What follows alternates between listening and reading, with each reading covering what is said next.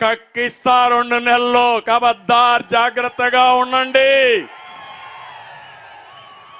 మీరు చేసిన అక్రమాల్ని, మీరు చేసిన అవినీతిని, మీరు చేసిన దౌర్జన్యాల్ని గుర్తుపెట్టుకుంటా.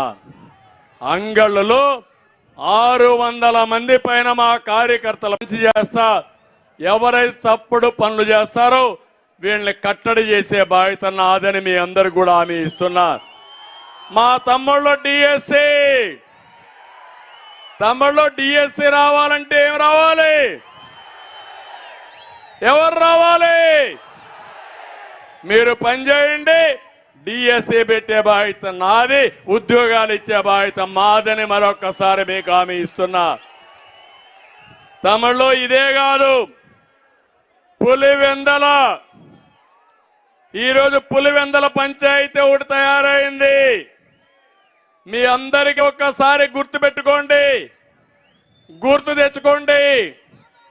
రాజశేఖర్ రెడ్డి గారు ముఖ్యమంత్రిగా ఉంటే అడ్డంగా దోచేసిన వ్యక్తి జగన్మోహన్ రెడ్డి. ఆయన చనిపోయాడు. మొత్తం అవినీతి బయట వచ్చింది. సిబిఐ 42,000 కోట్ల రూపాయల అవినీతి జరిగిందని చెప్పారు. ఆ సమయంలో తప్పించుకోవడానికి కేసుల నుంచి చనిపోయిన తండ్రి పైన కేసు పెట్టుకోండి, నాకు సంబంధం లేదని ఎఫ్ఐఆర్ వేసుకోమని చెప్పిన వ్యక్తి ఈ జగన్మోహన్ రెడ్డి. అవునా కాదా అని మిమ్మల్ని అడుగుతున్నా. అంతేకాదు, ఈరోజు మీరు చూస్తే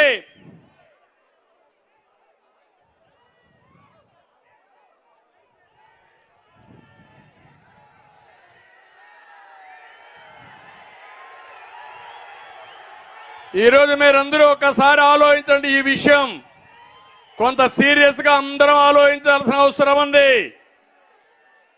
జగన్మోహన్ రెడ్డి గారు జైలుకు పోయినప్పుడు నేను పాదయాత్ర చేస్తా ఉంటే చెల్లిని కౌంటర్ చేయడానికి పాదయాత్ర చేయించిన వ్యక్తి ఈ జగన్మోహన్ రెడ్డి. 2019 ఎన్నికల ముందు బాబాయిని గొడ్డలతో ఎవరు చంపారు తమ్ముళ్ళు అని మిమ్మల్ని అడుగుతున్నా.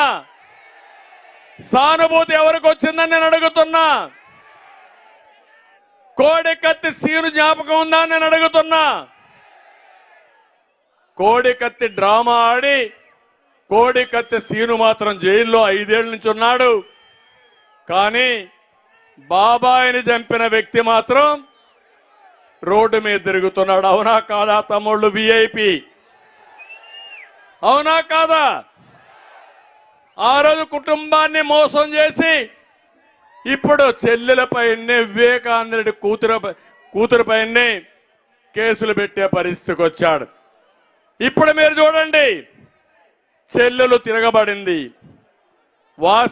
ఆస్తిలో వాటాలు పంపకం సరిగా జరగలేదు. దీనిపైన అడిగితే ఇవ్వను పొమ్మన్నాడు.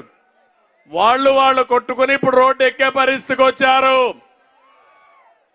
అన్ని అంతఃపుర వాస్తవాలు బయట చెప్తున్నారు.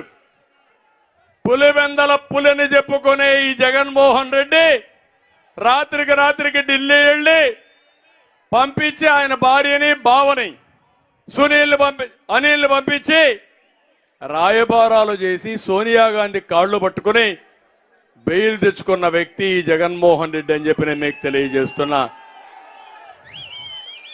ఈరోజు నేను అడుగుతున్నాను, జగన్మోహన్ రెడ్డి